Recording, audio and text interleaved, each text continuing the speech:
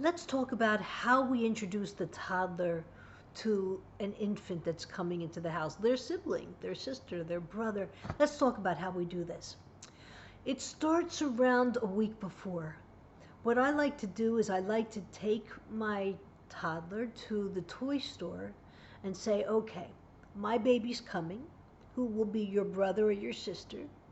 And now you get to pick out a baby here, where I would take to the baby part, boys or girls, doesn't matter. And they would pick out their own little baby doll. And I remember each time they would pick out this cute little doll, and I would show them which one was soft, and they could hold their baby while I'm nursing their baby. They could give their baby a bottle, and they could change their baby's diaper, and things to keep them busy while I'm working with my baby, right? Their brother or their sister. I remember one time I took my son to the store, and he was 2, and I told him he could pick out any baby doll he wanted, and he looked, and he really was very, very serious, and he finally picked out the doll that he wanted, and it was a little black baby doll. I was shocked, but I was okay with it, but curious. So I said to him, okay, this is a beautiful doll. This is your baby. Can I ask you why you picked this one rather than any of the other dolls? He said, I like pink. She had a little pink bow in her hair, and she had a little pink dress and little pink socks, and I loved that. I just loved the beauty and the innocence and the purity of love of how he picked his baby. I just, and here it is all these years later. I think he's 40, and I still remember that purity of love. And wouldn't it be great if we all just saw pink? That'd be great. So he had his baby, I had mine.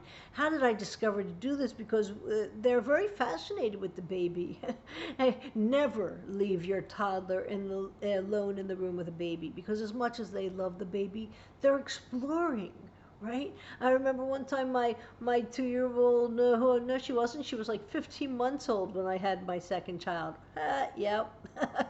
And she was working with the little toes and trying to, that looked like a wishbone that she was trying to do. I said, nah, okay. Never leave your toddler alone with the infant.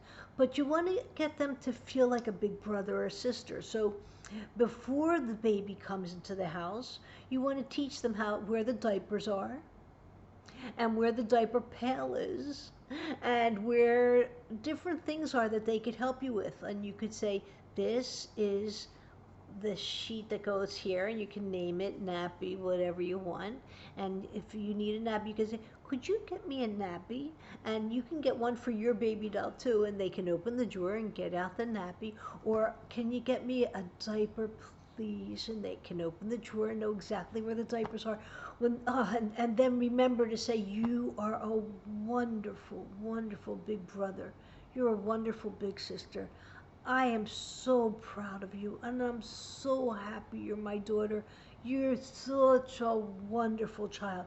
You want to catch them being good as often as you can. Now, here's something very, very important. When you are just about to give birth and you can't get up off the sofa, or you just gave birth and now you like can't get up off the sofa, this is not the time to give directives to the toddler, because they'll know that your attention is elsewhere. They'll know that your energy level is elsewhere, and they will challenge you and say no. And if you don't have the follow through to to take them through the steps, or to teach them through the steps of whatever you're asking them to do, don't ask them to do it.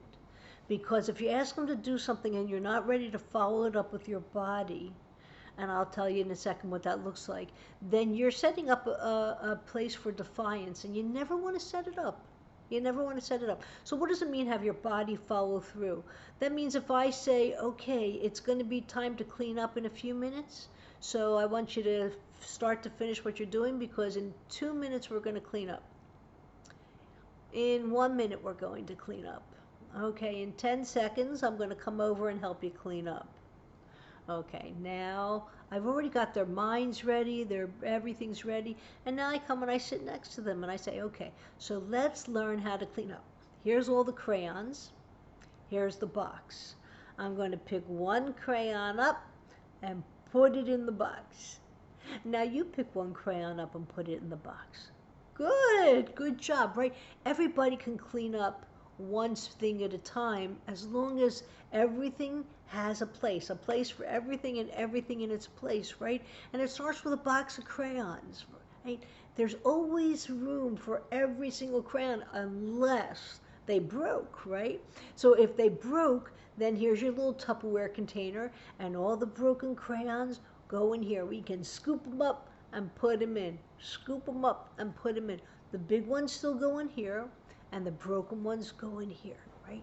Because one day these broken ones are going to turn into candles and we're going to have so much fun. Or one day we're going to use these to make another art project and we're going to glue them onto a piece of paper and blow dry and watch them drip. You'll see it's going to, but explain to them what's going to happen in the future, but we need to keep them all together so we can get to them one day, right? But if you don't have the energy or the time or the space to follow through on that, don't ask them to clean up.